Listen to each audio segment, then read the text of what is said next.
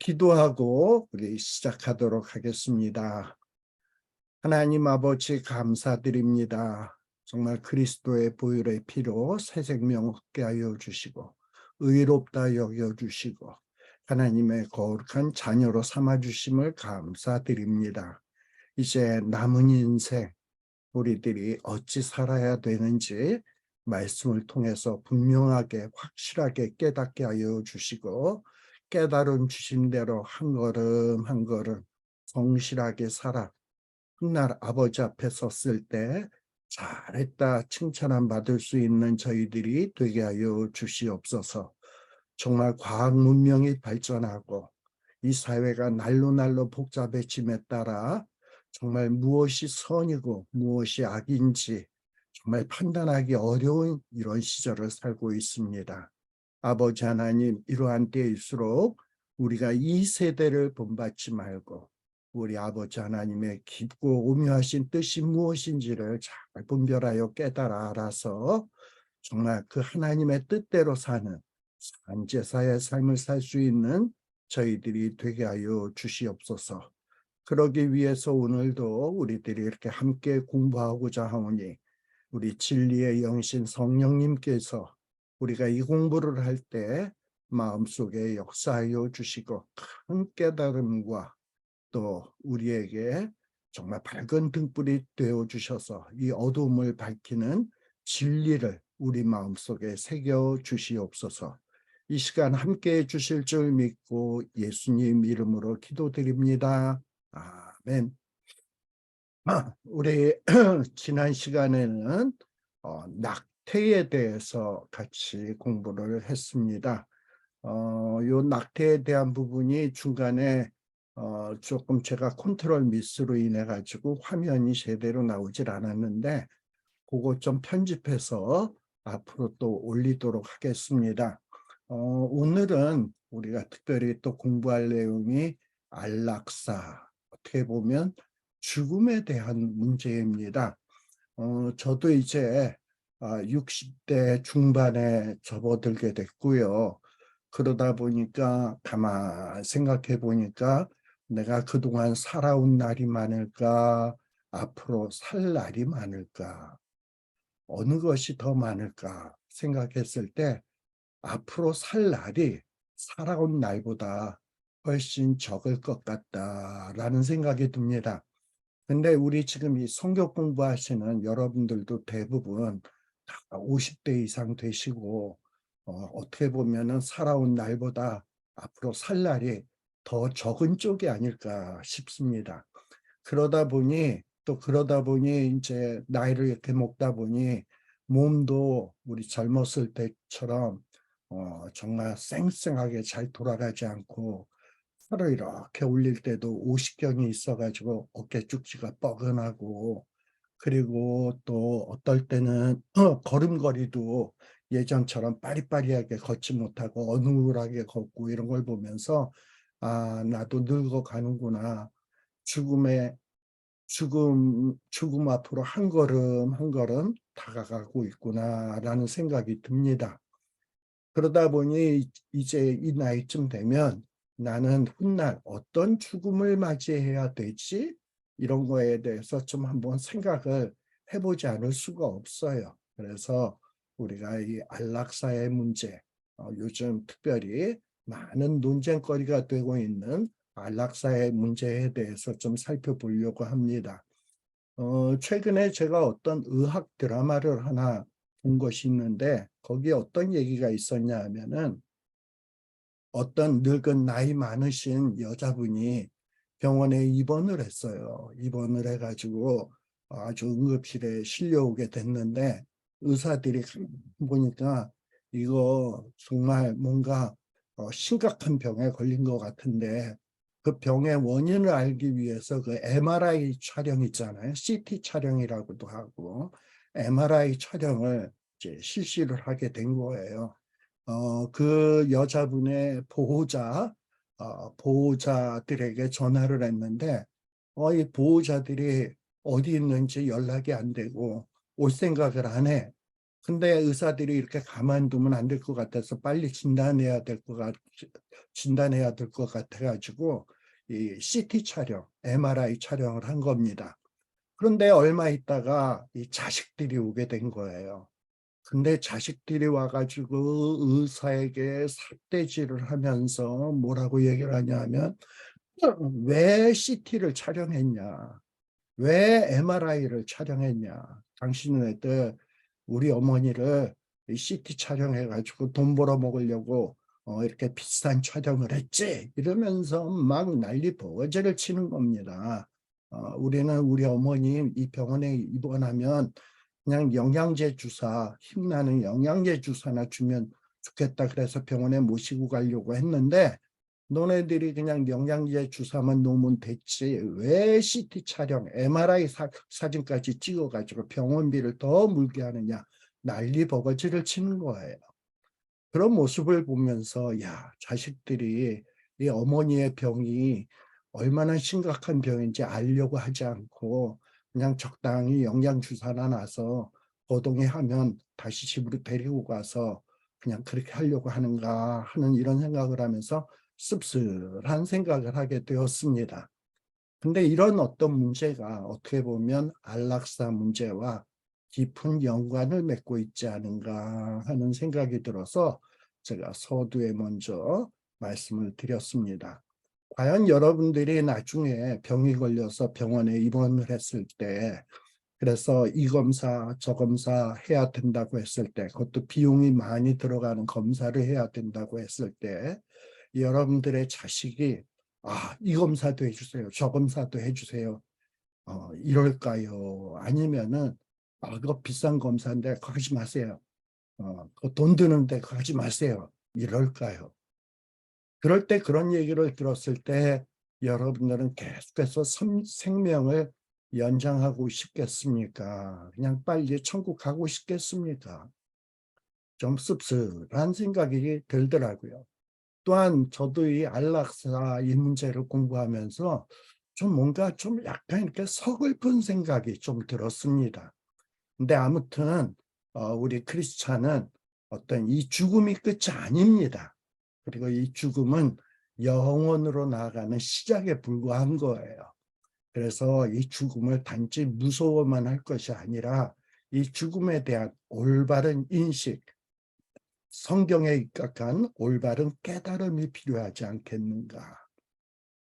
그러기 위해서 우리가 이 안락사에 대해서 좀 잘 공부를 해봐야 되지 않겠는가 하는 생각을 해보게 됩니다. 제가 화면을 전환하도록 할게요.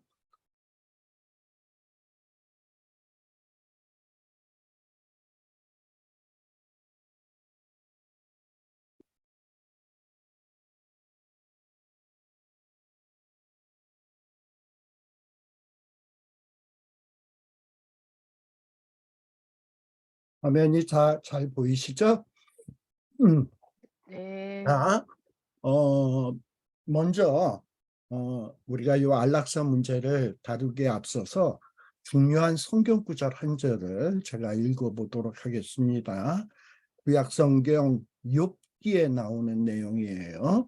욥기 12장 10절에 보게 되면 이 욥이 기도하면서 하나님의 감동으로 선포한 내용입니다.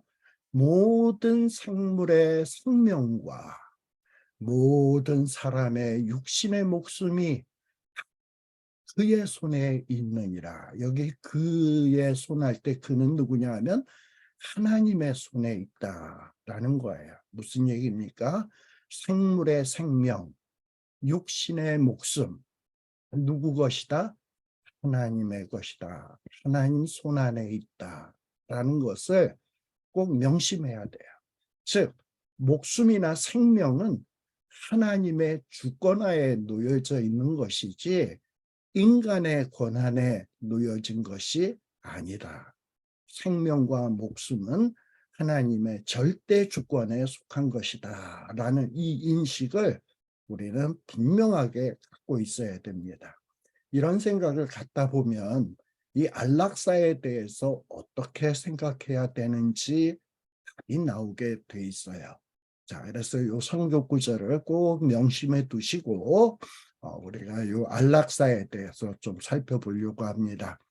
오늘 우리가 살필 내용은 안락사가 도대체 뭔가, 또 이 안락사를 다른 명칭으로 요 안락사를 이렇게 설명하기도 해요. 그래서 뭐 안락사에 대해서 존엄사다 또는 자비사다, 뭐 여러 가지 호칭들이 있는데 이 안락사에 관계된 여러 용어들의 정의도 한번 살펴보고, 그 다음에 이 안락사가 과연 정당한 것인가 하는 이런 문제를 좀 살펴보려고 합니다.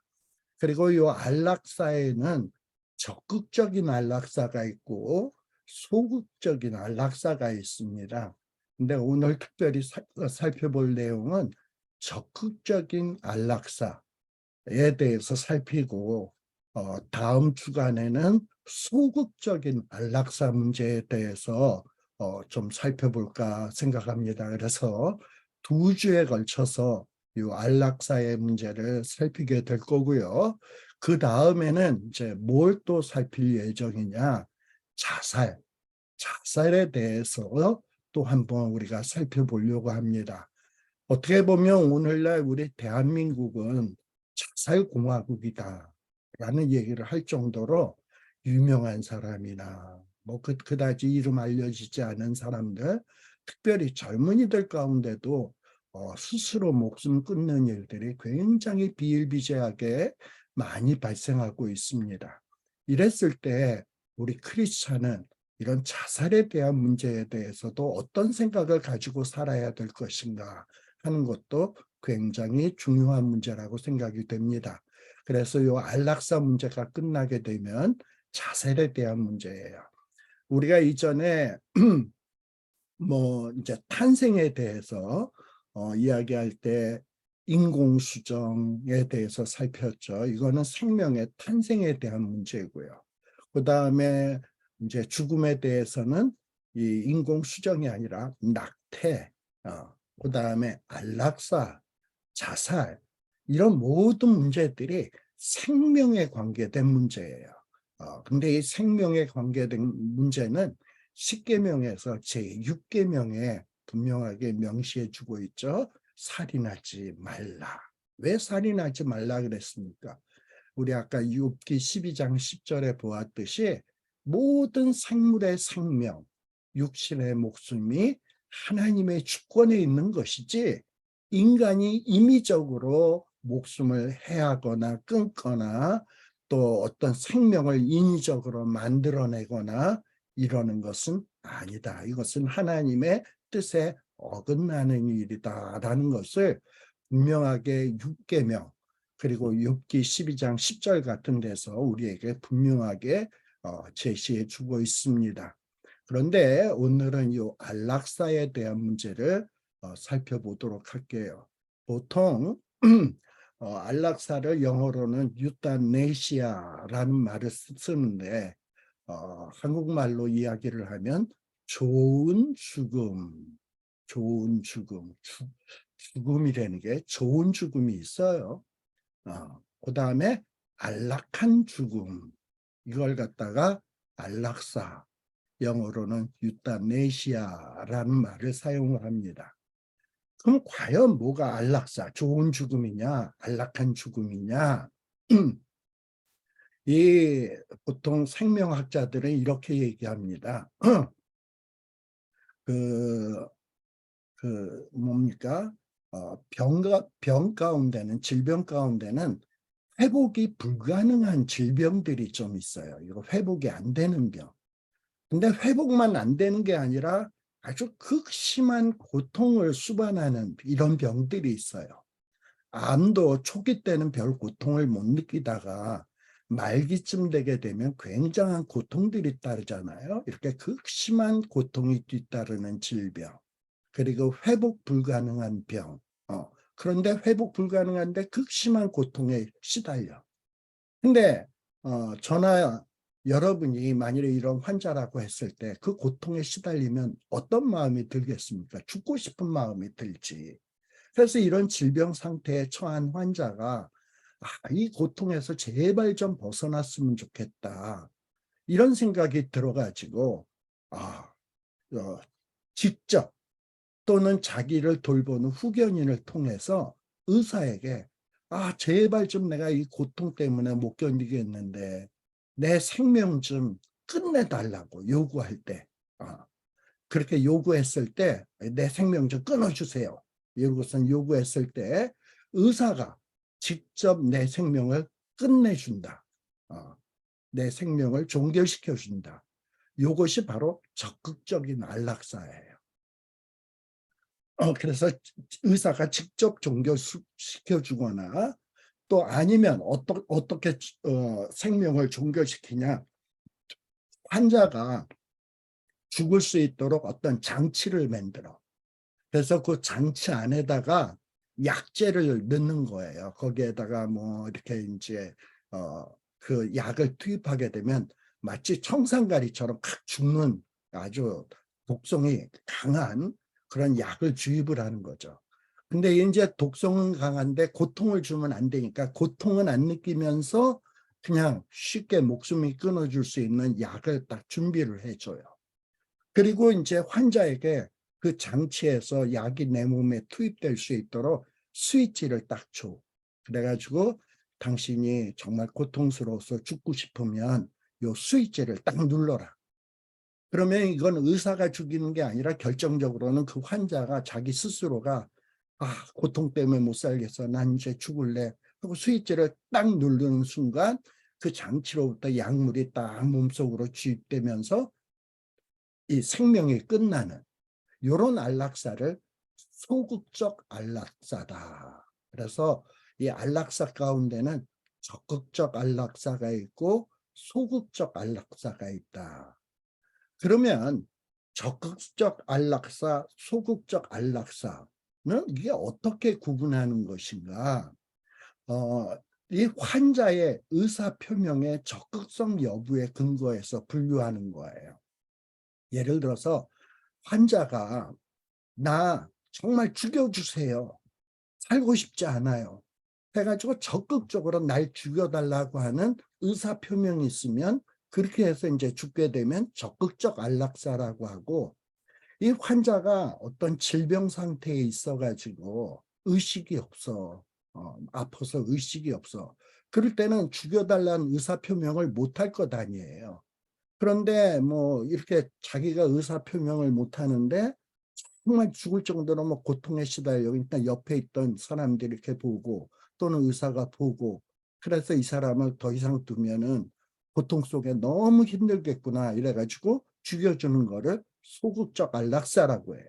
그래서 적극적이냐 소극적이냐를 판단하는 기준은 환자가 이제 곧 죽음을 앞둔 환자가 죽여주세요 하는 것을 명시적으로 표현했냐, 그러면 적극적 안락사가, 그렇게 해서 안락사를 받게 되면 이건 적극적 안락사가 되고, 환자가 의사표명을 못했는데 안락사를 실행할 경우에는 소극적 안락사다라고 이야기를 하게 되는 겁니다. 그래서 이 안락사에도 이렇게 우리가 조금 용어에 따라서 이렇게 좀 구분을 해볼 필요가 있다라는 겁니다. 좀 결론적으로 얘기한다면 안락사, 뭐 좋은 죽음, 그리고 아까 뭐라 그랬죠? 안락한 죽음이라고 돼 있잖아요.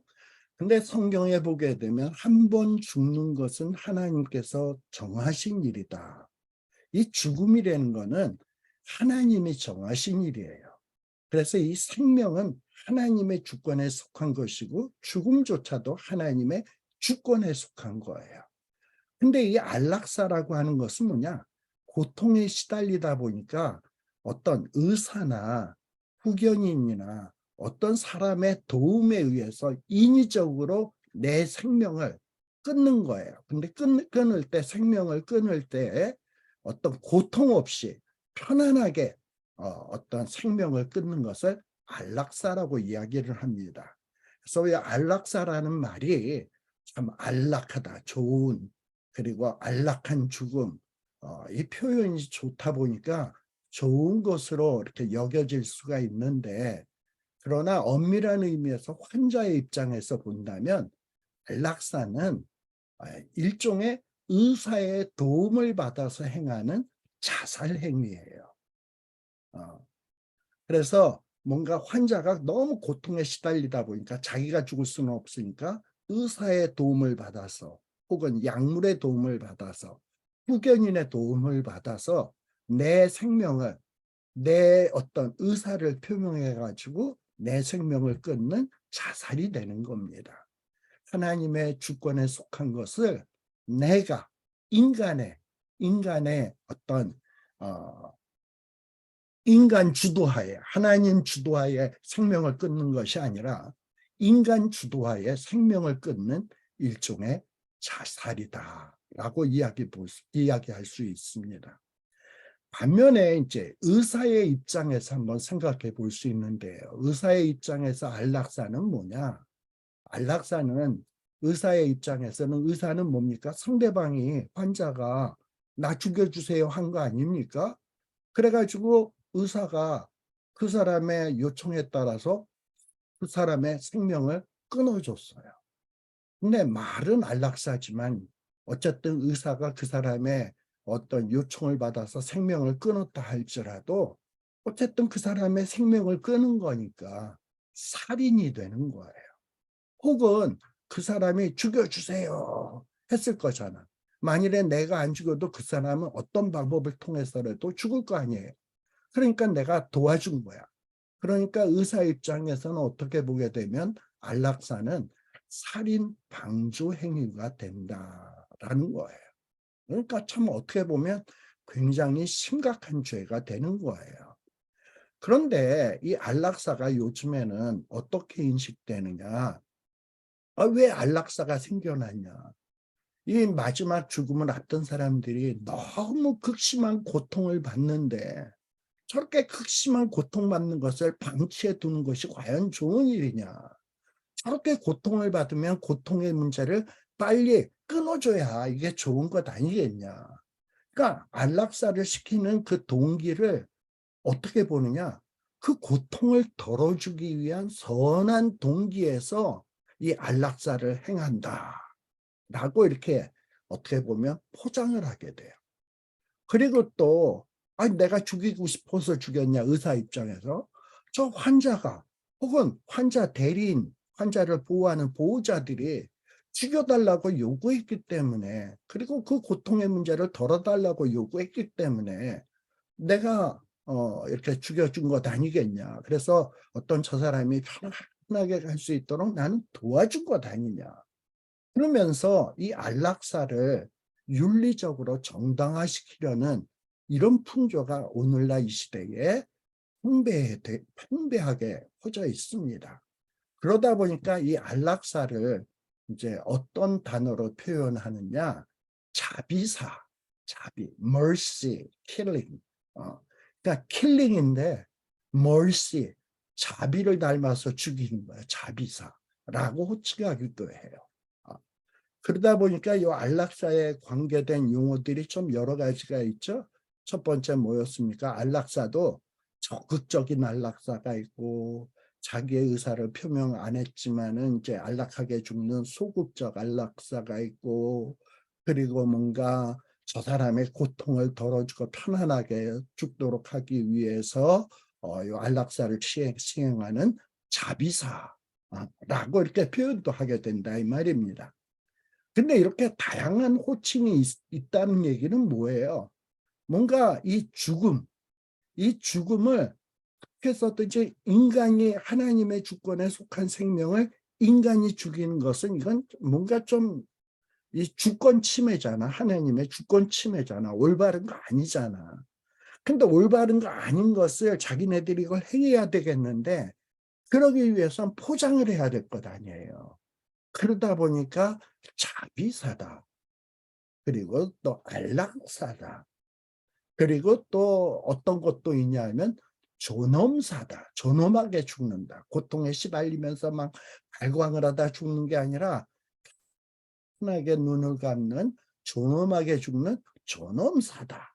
이렇게 여러 가지 호칭으로 어떤 인간이 생명을 끊는 그 행위를 안락사, 존엄사, 자비사, 뭐 적극적인 안락사, 소극적인 안락사 이러면서 포장을 한다 이 말입니다.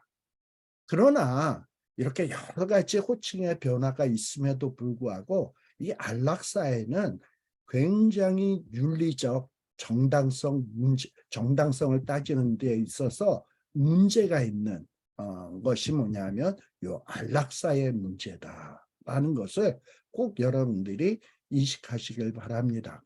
자, 그럼 논쟁의 핵심은 뭐냐? 이 안락사가 문제가 된다라는 그 논쟁의 핵심이 뭐냐? 여러분, 어떤 사람을 고통으로부터 자유하게 하기 위해서 그 사람이 너무 고통스러우니까 그 고통에서 자유하게 하기 위해서 죽음이라고 하는 죽이는 수단을 이용하는 것이 과연 정당한 일인가? 너무 고통스럽다고 그 사람의 고통을 덜어줄 목적으로 죽여버려. 칼로 찌르는 건 한순간이고 고통은 오랜 시간 경험하는 거니까 오랜 시간 고통을 겪느니 차라리 한 칼에 죽어버려라. 한 칼로 푹 찔러. 과연 그것이 정당한 일인가? 여러분들은 어떻게 생각하십니까? 자, 그래서 뭔가 정말 그 고통으로부터 해방을 위해서 죽음을 이용한다? 어떻게 보면 자비를 베풀기 위해서 죽인다? 글쎄요. 이게 과연 미화가 될 수 있을까요? 자, 그리고 아까 안락사를 미화하는 용어 가운데 하나가 존엄사라는 명칭이 있다 그랬죠. 존엄사. 자, 이 존엄사란 뭐냐? 환자가 혼수 상태 혹은 무슨 뇌사 상태 이런 상태에 처해 있어가지고 혼수 상태나 뇌사 상태에 있는 사람은 자기의 의사 표현을 못하잖아. 자기의 의사를 분명하게 표현할 수 없잖아요. 그러니까 자기가 살아야 되겠다, 죽어야 되겠다, 어떤 이렇게 의사 표현을 못해. 그런데 이제 의사 입장에서는 어떡합니까? 의사 입장에서는 어떤 환자가 들어오면 우선 살리고 봐야 될 거 아니야. 그게 의사의 의무 아닙니까? 그러니까 이 사람이 자기 의사를 표현을 못하니까 이 사람이 호흡할 수 있도록 호흡기도 껴놓고 그 다음에 이제 자기가 스스로 음식을 섭취를 못하니까 뭔가 음식물 투여 장치, 튜브 같은 걸 위에다 꼽아가지고 음식물이 들어가게 한다든지 아니면 수액을 공급한다든지 또 호흡을 자기 힘으로 못하면 인공호흡기 같은 거 그래서 이런 인공 여명 장치를 이제 달게 되죠. 그래가지고 어떤 정말 이 생명이 위급한 사람이 병원에 실려가게 되면 온갖 튜브, 그 다음에 온갖 장치들을 몸에다 이렇게 해가지고 모양을 보게 되면 정말 한심하기 그지없죠. 예.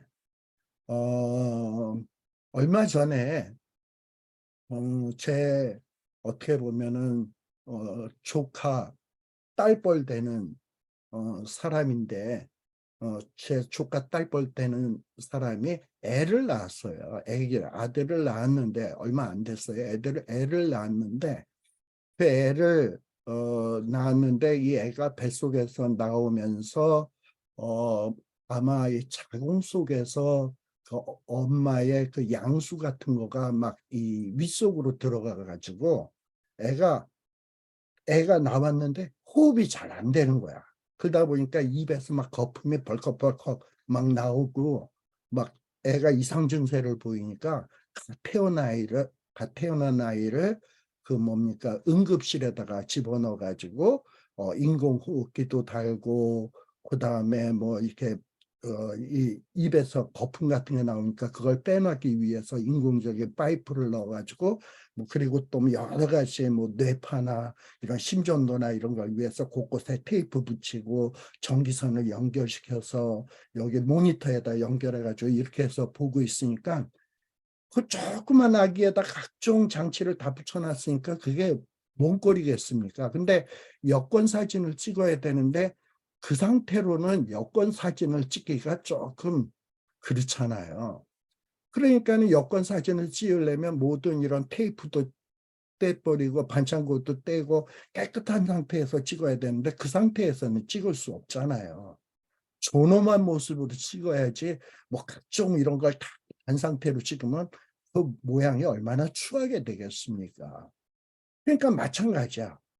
내가 환자인데도 뭐 각종 파이프, 튜브, 뭐 테이프, 뭐 전선 이런 거 다 달고 있으면 그 사람 같아요. 근데 그렇게 죽자니 너무나도 이 품위가 손상되는 거야. 그래서 좀 우아하게 가기 위해서는 그런 거 없이 가야 되겠다 해가지고 이런 연명 장치에 의존해서 이렇게 누워 있느니 차라리 어떤 안락하게 죽을 수 있는 약물을 주사 한 방 딱 맞고 깨끗한 몸으로 죽어야 존엄한 죽음을 맞이하는 것 아니겠느냐. 그래서 품위와 존엄을 지키기 위해서 이런 연명 장치를 제거하고 주사 한 방에 죽는 이런 행위, 이런 거를 존엄사다라고 이야기를 해요. 그럼 말이 존엄사지, 이 존엄사도 문제점이 있어요. 자, 과연 자기 의사를 표현하지 못하는 환자, 죽고 싶다, 살고 싶다, 뭐 혼수 상태에 있는데 그렇게 자기 의사를 어떻게 표현하겠어요? 자, 그러면 이렇게 자기 의사를 표현하지 못하는 환자는 그 사람은 인간으로서의 삶이 더 이상 의미 없고 종결된 것입니까? 의사 표현하지 못한다고 해서 그 사람은 인간으로서의 가치가 없는 겁니까? 어떤 자기 의사 표현을 못하면 짐승과 다름없는 무의미한 생명만을 유지하고 있는 건가요? 여러분 어떻게 생각하십니까? 과연 혼수 상태에 있는 환자나 혹은 뇌사 상태에 있는 환자는 어떤 영혼이 없는 병든 몸만을 가진 이 고깃덩어리만 갖고 있는, 그것도 무익한 고깃덩어리만 갖고 있는 그런 존재인가요? 그리고 이런 어떤 뇌사 상태, 혼수 상태에 있는 사람은 이게 인간의 가치도 없고 이제는 단순히 고깃덩어리에 불과한 건데, 그러니까 이 보호자나 환자 가족들이 이 인간은 이제 더 이상 의미 없는 삶을 사는 거니까 죽여주세요.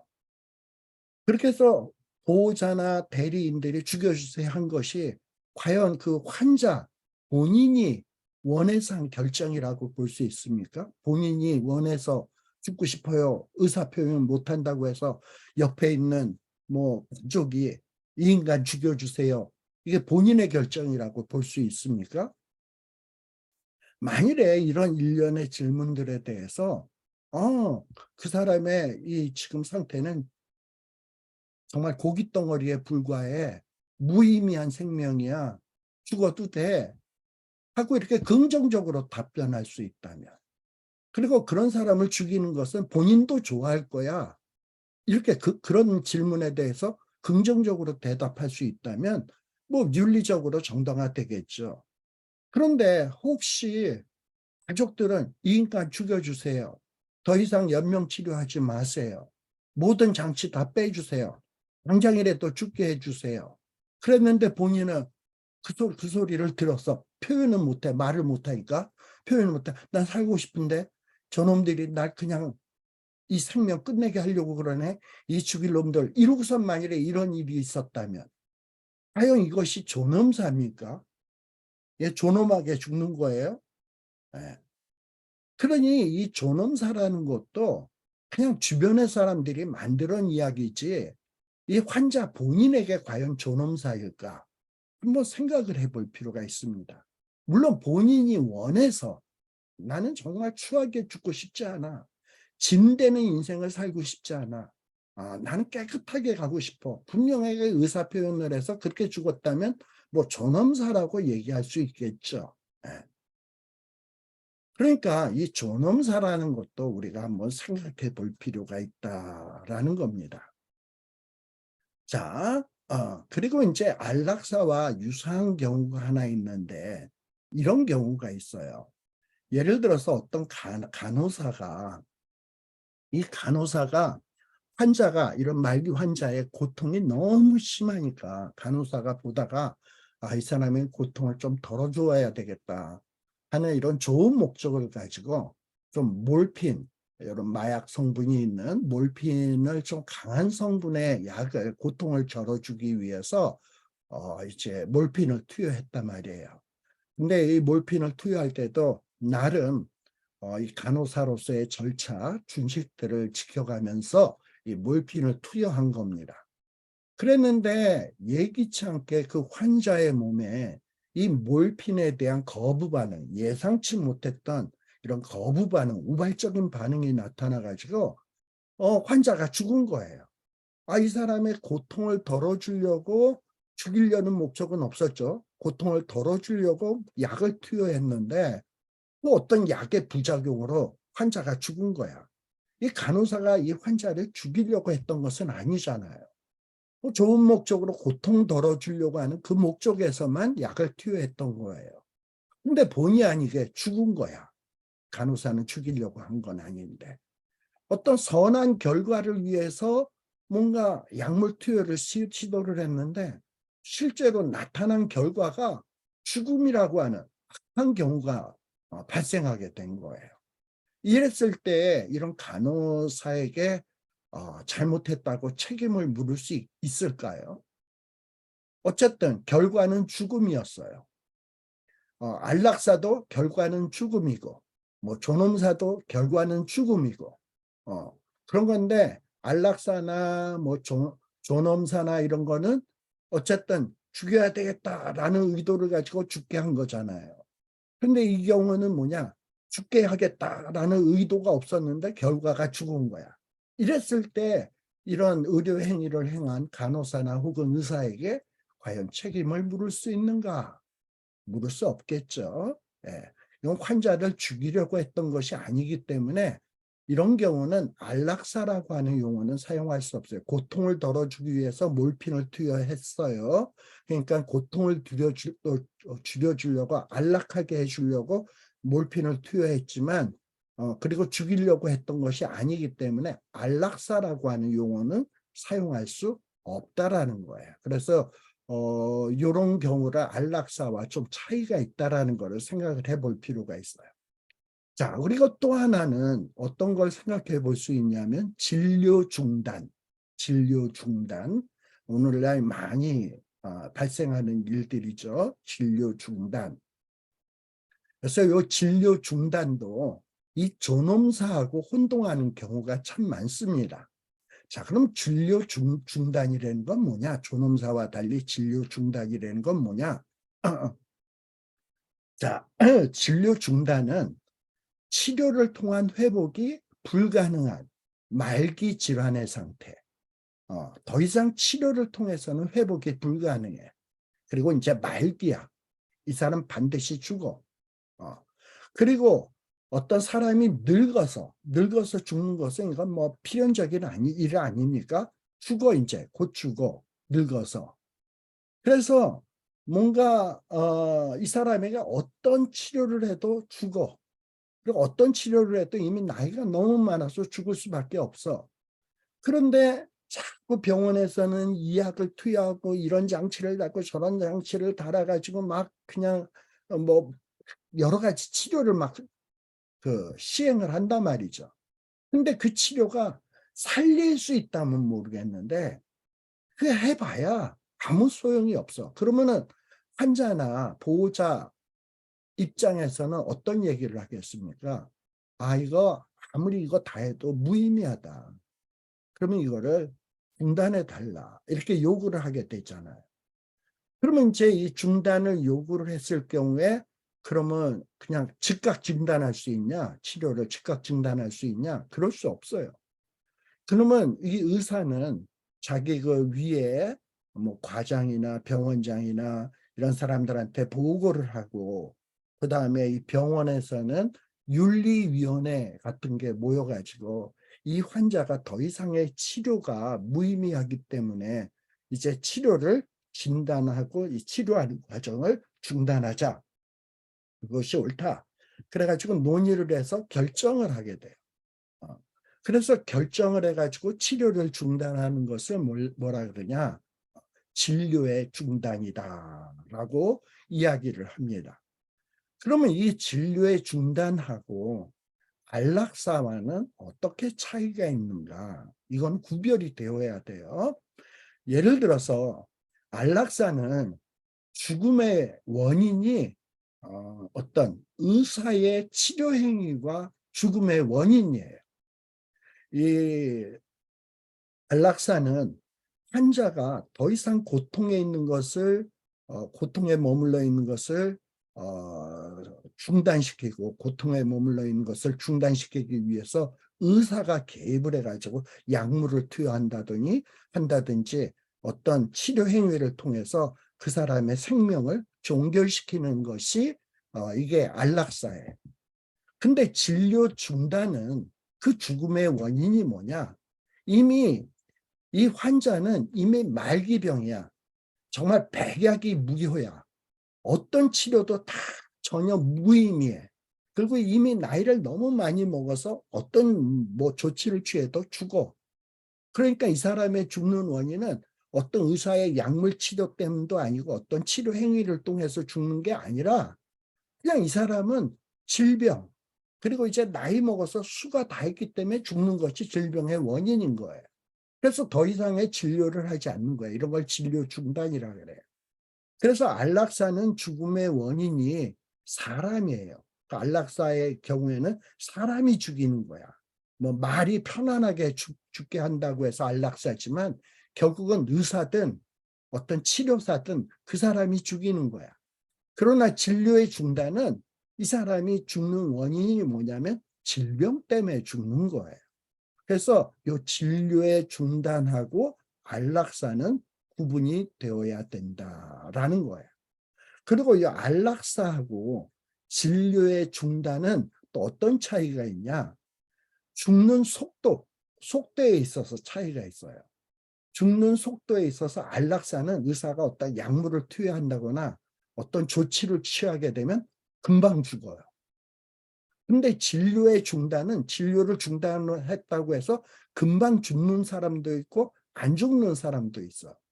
환자의 신체 조건에 따라서 진료를 중단했다고 해서 금방 죽는 사람도 있고 어떤 사람은 진료를 중단했음에도 불구하고 막 1년도 가고 2년도 가고 이렇게 되는 사람도 있어. 사람에 따라서 달라요.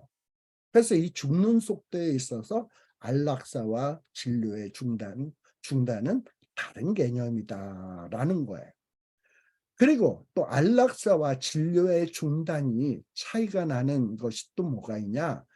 안락사는 극심한 고통을 피하여 고통 없이 편안하게 죽고자 하는 시도, 이게 안락사예요. 그러니까 고통 없이 편하게 죽고자 하는 시도가 안락사예요. 반면에 진료의 중단은 뭐냐면 진료의 중단을 하게 되면 죽음의 과정에 수반되는 고통 발생할 수 있어요. 진료 중단하고 죽기 전까지 여러 가지 육체적인 통증도 느낄 수 있고요. 죽음의 공포도 느낄 수 있고요. 그래서 이 편안한 죽음이 보장되어 있질 않아. 아주 힘들게 죽을 수도 있어. 그래서 이 편안한 죽음을 인위적으로 시도하지 않고 그냥 자연스럽게 죽게 하는, 자연스럽다고 해서 편안한 게 아니에요. 자연스러운데 막 극심한 고통이 따를 수도 있어요. 그게 오래될 수도 있고. 단 뭐냐? 진료를 중단했다라는 것만이 차이점이에요. 자, 그래서 이 진료의 중단하고 안락사의 차이가 있다라는 것을 좀 여러분들이 생각할 필요가 있습니다.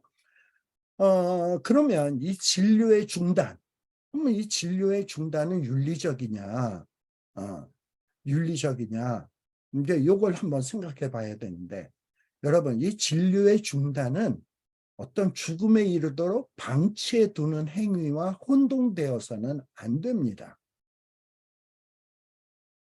네. 진료를 중단했다고 죽음에 이르도록 내버려 두는 게 진료의 중단이 아니다라는 거예요. 예를 들어서 어떤 양로원에 있는 노인이 폐렴에 걸려 있는 경우에 여러분들 이 폐렴이 사람들이 노인네들이 가장 많이 죽는 병의 원인이 뭐냐? 폐렴이에요. 폐렴. 암에 걸린 사람도 나중에 보게 되면 뭘로 죽냐? 암으로 죽기보다는 이런 어떤 면역력이 떨어져 가지고 폐에 염증이 생겨서 나중에 호흡을 제대로 못해서 죽는 경우가 제일 많아요. 그래서 나중에 보면 암이지만 결국은 죽은 원인이 뭐냐? 폐렴으로 나와요. 자, 근데 어떤 노인이 폐렴에 걸려 있다고 칩시다. 근데 이 노인이 나이도 먹었고, 그리고 이 노인은 양로원에 더 이상 도움도 되지 않는 환자라고 판단이 돼. 돈도 없고 가난한 사람이야. 그래서 누가 돈 대주는 사람도 없어. 그러니까 더 이상 치료하면 양로원에 돈벌이도 안 돼.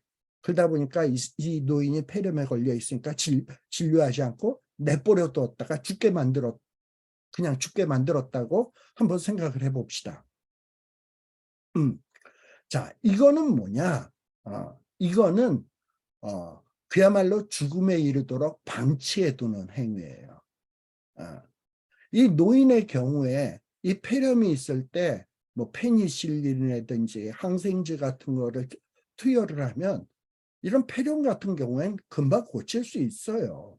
그렇지만 이 폐렴 같은 거를 가만 내버려 두면, 방치해 두게 되면 완전히 죽음에 이르는 질환도 될 수 있습니다.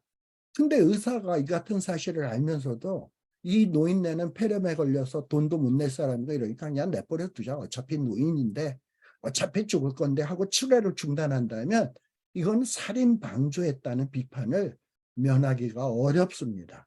이거는 진료의 중단이라고 할 수 없어요. 자, 그래서 이 진료의 중단이라고 하는 것은 뭐냐? 우리 아까도 얘기했습니다만 진료의 중단은 어떤 말기 환자야 어떤 치료를 해도 살 가능성이 없어. 그리고 너무 나이를 먹어서 어떤 치료를 해도 백약이 무효해.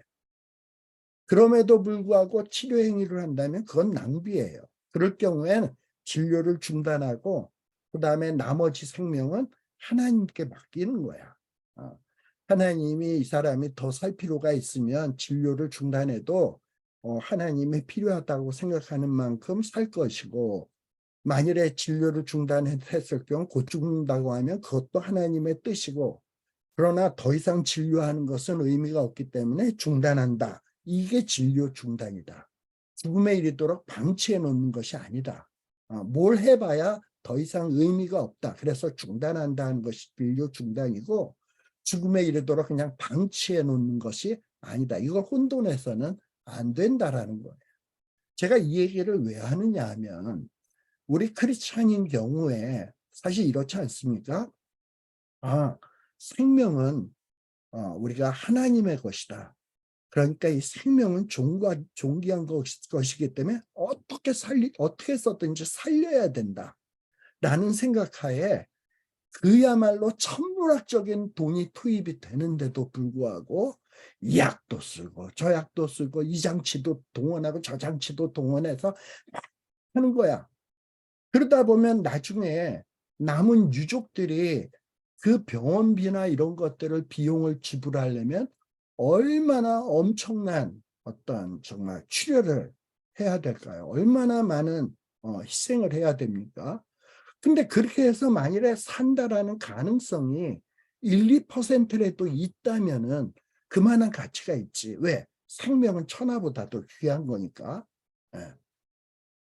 그렇지만 그런 모든 수단을 동원했다고 해도 이것은 더 이상 치료할 가능성이 없다고 생각을 했을 때 과연 그렇게 무리하게 이런 치료 행위를 행하는 것이 올바른 것인가?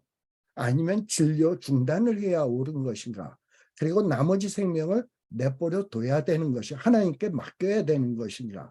이런 문제에 대해서 생각해 보기 위해서 제가 진료 중단이라는 의미를 지금 말씀을 드렸어요. 그래서 이 진료 중단은 안락사와는 구분이 되어야 되고 죽음을 방치한다는 것과도 구분을 해야 된다. 그래서 우리 크리스찬이 결정적인 어떤 죽음의 문턱에 이르는 사람을 판단할 때 이 사람을 어떻게 처리할 것인가 생각할 때 이 진료 중단이라는 옵션이 있다. 난 진료 중단을 하는 경우는 어떤 경우냐? 더 이상의 어떤 치료도 무의미하다. 그리고 어떤 치료를 해도 이건 더 이상 병이 낫지 않는다. 인간이 어떤 방법을 동원해도 인간의 방법으로는 살릴 수 있는 길이 없다. 이런 것이 확인되었을 때 최종적으로 실행하는 방식이 진료 중단이라는 방식입니다. 예. 그래서 이런 진료 중단이라는 것이 있다. 이건 안락사와 구분된다.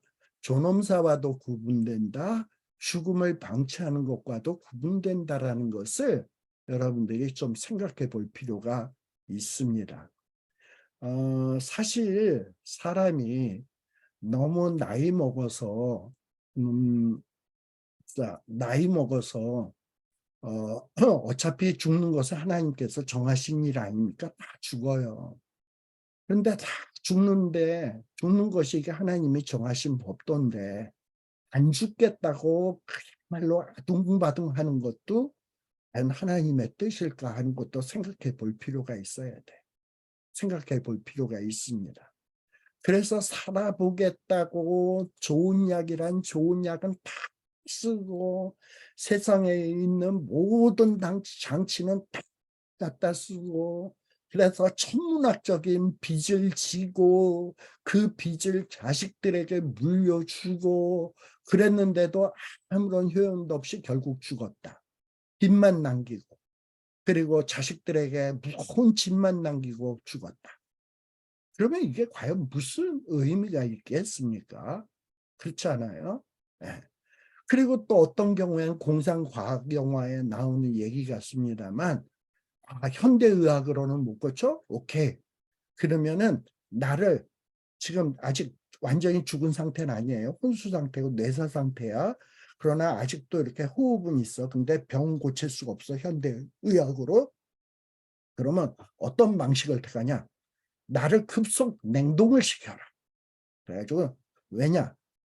이 냉동을 시켜야 살이 썩지 않잖아. 급속 냉동을 시켜가지고 어떤 아주 정말 그 비싼 장치로 만들어진 이런 냉장고에다가 자기를 냉동 상태로 보관해 두는 거야. 그래서 보관해 돼서 50년, 100년 뒤까지 계속 유지해. 그래가지고 과학 문명이 의학이 발전해가지고 50년 뒤에 꺼내가지고 그 얼려졌던 내 몸을 해동시켜서 다시 그 아주 발전된 의학 기술로 질병을 치료해서 다시 살아.